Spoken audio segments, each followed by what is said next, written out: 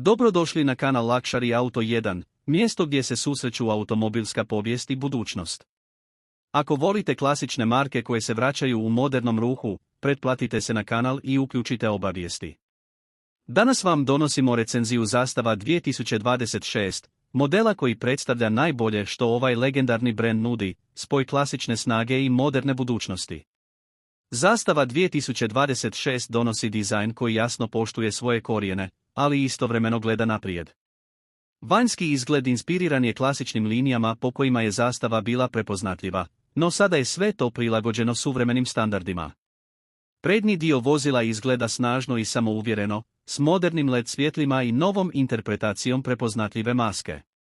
Bočne linije su čiste i elegantne, dok stražni dio daje dojam stabilnosti i čvrstoće, što ovom modelu daje ozbiljan i kvalitetan izgled. Unutrašnjost Zastave 2026 iznenađuje modernim pristupom i razinom udobnosti. Kabina je prostrana i pažljivo dizajnirana kako bi spojila klasični osjećaj s novom tehnologijom. Materijali su kvalitetni, a sjedala pružaju dobru potporu i udobnost čak i na dužim putovanjima. Digitalna instrument ploča i središnji infotainment zaslon nude sve potrebne informacije, uz jednostavno i intuitivno upravljanje. Povezivanje s pametnim telefonima omogućeno je putem modernih sustava, što dodatno podiže praktičnost svakodnevne vožnje. Kada je riječ o vožnji, Zastava 2026 pruža osjećaj snage i stabilnosti.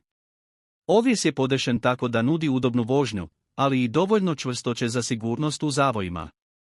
Upravljanje je precizno i daje dobar osjećaj kontrole, dok motor nudi dovoljno snage za uglađenu i sigurnu vožnju u svim uvjetima. Ovaj model nije namijenjen ekstremnim sportskim performansama, već pouzdanoj i ugodnoj vožnji koja podsjeća na klasične vrijednosti marke. Posebna pažnja posvećena je sigurnosti.